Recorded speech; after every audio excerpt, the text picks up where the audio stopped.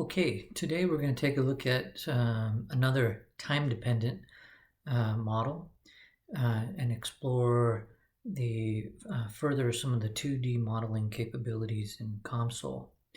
So for this example, we're going to try to model a 2D drawing of an artificial hip.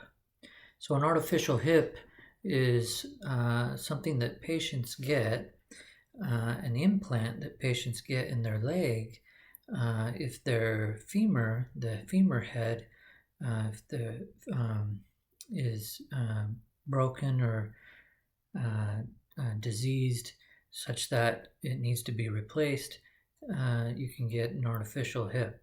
Okay, and what we're going to try to do is try to model the loads on the artificial hip as a person goes through a walking step. So there's different phases to the a transient load during walking. The first part of walking is this heel strike, followed by this loading response, where the loads are getting loaded, and then this mid stance, followed by this terminal stance, followed by this pre-swing, and followed by a toe off, and it keeps going. Okay, so this is a gait, and this is important. These are important parameters typically when measuring someone's gait after they had perhaps something like peripheral artery disease or some disease in the leg, or maybe having a artificial hip implant. If you wanted to measure how well is the patient doing after compared to before the surgical implant, you could measure things like this. You can measure the forces during the heel strike, measure the forces during loading. You can also measure the stride length and things like that. But this is what the loading versus time would look like as the person is going through their walking stance or stance phase. So at first, when you take that heel strike and then followed by that loading response, it will give the forces will look like this, followed by a little step here, and then it'll continue repeating. So what we're going to try to do today is make a simplified version of this by making a 2D drawing of the artificial hip, and see if we can model the time-dependent load on the femur head. Okay, so let's go ahead and open up COMSOL. Okay, and we'll go ahead and click on the model wizard. And for this example, we're going to do a 2D model. And the type of physics we're using is structural mechanics, solid mechanics. So I'll go ahead and add that. And then this type of study we're going to do is a time-dependent study. But remember, the first step to a time-dependent study is to do a stationary study if the first time step is not 0. In this case, the first time step will not be 0. Okay, so the load's not starting out at 0. It's actually starting out with that heel strike. Okay, so the first thing to do is to do a stationary study to get the initial boundary conditions. So we click on stationary, press done. Okay, and so then COMSOL will set up the workspace for us here. So first thing we can do is start out by drawing the 2D geometry of this artificial hip. And this doesn't have to be perfect. It's just we're just trying to set up a generic model to model the forces. Then later, if we wanted to make more specific dimensions and sizes, we could do that with perhaps another CAD software. But for now, we're just going to do the generic basic outline of the femur head in 2D. So I'm going to start this out by right-clicking on the geometry and adding a circle. And I'm going to make the circle, okay, that's this top part, have a radius of 5 centimeters. So the default units in COMSOL are meters, so I'm going to put in here 5, and remember, if I want to change the units, I have to put it in brackets. Okay, so that's going to make a circle 5 centimeters. I'll click Build Selected, and I'll zoom out a little bit and move it over here just a little bit. So this is going to be the ball joint, the top of the femur artificial hip. So now let's go ahead and add the stem portion of it. So to do that, I will click on Geometry, and then click on Draw Line, and then I'm going to click inside here, and I'm just going to trace out the basic shape of the stem of the femur hip. Again, it doesn't have to be perfect. We're just trying to set up a basic model here. Okay, so I go clicking to make the outline. Now, what's important here is that the final,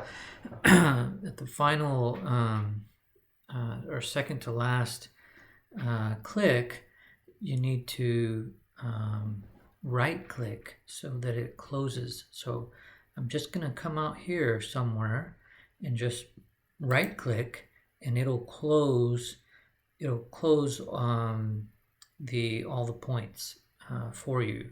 It'll close the last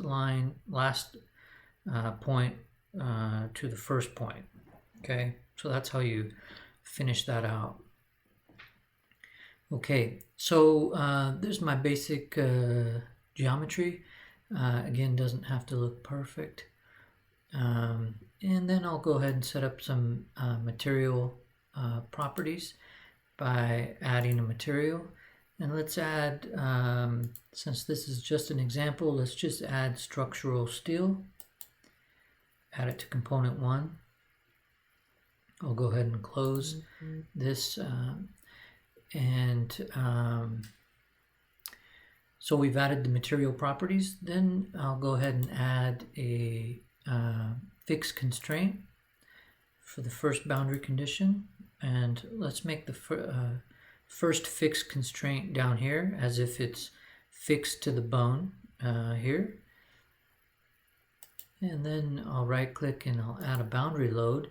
And let's add a boundary load to this top part of the artificial hip, as if to load it up during a walking phase. And the type of force will just say total forces, and in the y-axis we'll have it pushed down with negative F. Okay, so we have to define F, right? And I'm going to say so we have to define F, and I want it to be the first time step, so I'm going to say make F of t F of 0. Okay, so that's going to give us the first time step, and this is going to be a transient load, so we got to bring in the load. And so I'm going to right click on the global parameters, go to function and interpolation, and here in the last example we did with a time dependent cantilever, we manually typed in the forces at each time step. But this time we're going to bring in the data as if we collected this data from a participant. So I'll just browse, and I have the file here called load2, and I'll open it and I'll import it. And notice it brings in all the data. So at t equals 0, the force is 200 newtons, and it collects data every 0.1 second. And if we wanted to look at this, let's plot it. You can see the different walking phases. You can see the patient has taken 2 steps here, and you can see the heel strike phase, you can see the loading phase, and you can see the different phases as the patient is taking a step. Okay. And again, what we might be trying to answer is, do the walking parameters look normal after a surgical artificial hip implant? Okay, so these are our boundary loads. We got to define this as F. Okay, so this function is going to be F because here in our boundary load for our initial time step F of 0, we're going to run this stationary study, and so we're all set up. I'll go ahead and move on to the mesh and build a mesh, and then I'll click on study and press compute. Okay, so this is going to get our initial conditions at t equal to 0, and at t equal to 0, the forces are not 0, that's 200 newtons. So this is why we have to do this. So that just gets the initial conditions. Now, because this is going to be a time-dependent model, and we want to model it for up to 4 seconds, okay, that's going to be 2 steps. We need to add now a time-dependent model to this. So to add a time-dependent model, I'm going to right-click, and I'm going to add a study. Okay, and then I'm going to click on time dependent and click add study. Then I'll close this box. And you'll see over here under our model builder, it added a second study here that's going to be time dependent. And we're going to have this time dependent go from 0 seconds to, let's go to 4 seconds in increments of 0.1 second, and we're going to want to plot the results while solving.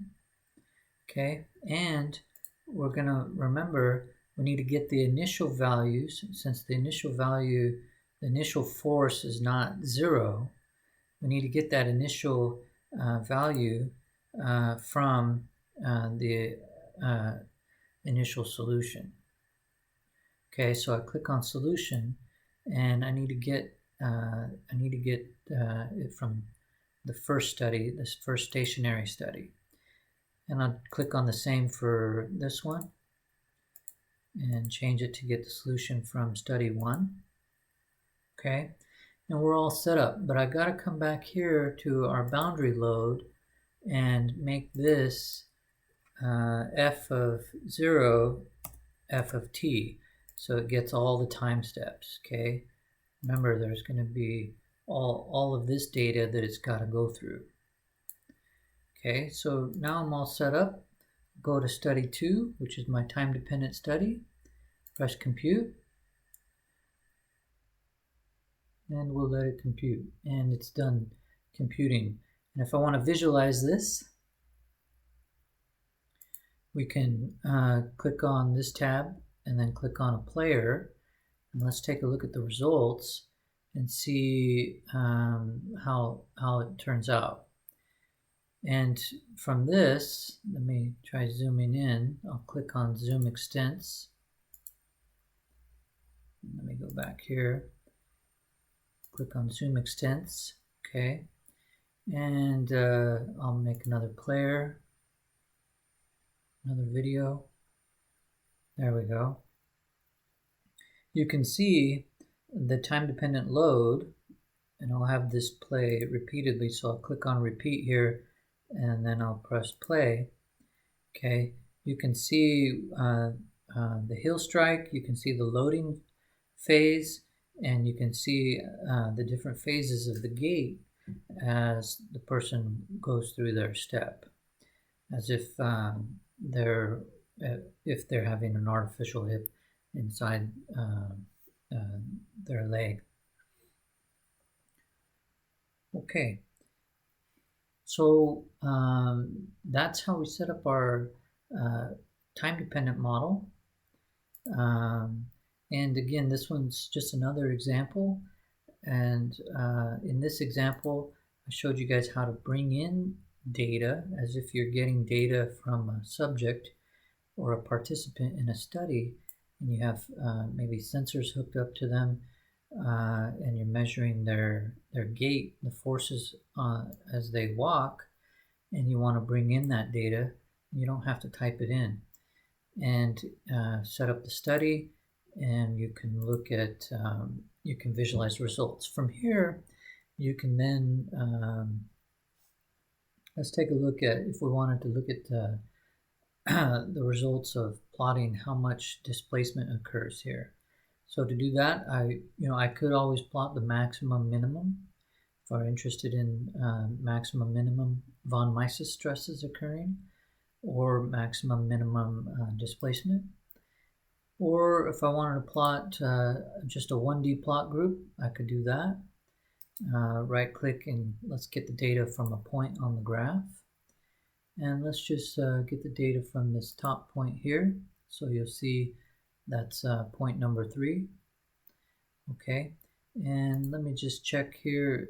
This data set needs to come from solution 2. Okay, solution 2 is the time-dependent study. Okay, so it's going to plot the displacement in meters. Of course, it might make more sense to look at something smaller, like millimeters or something like that, and you can see the results here. As time goes by, this is the total displacement on that artificial hip as the person goes through their walking step.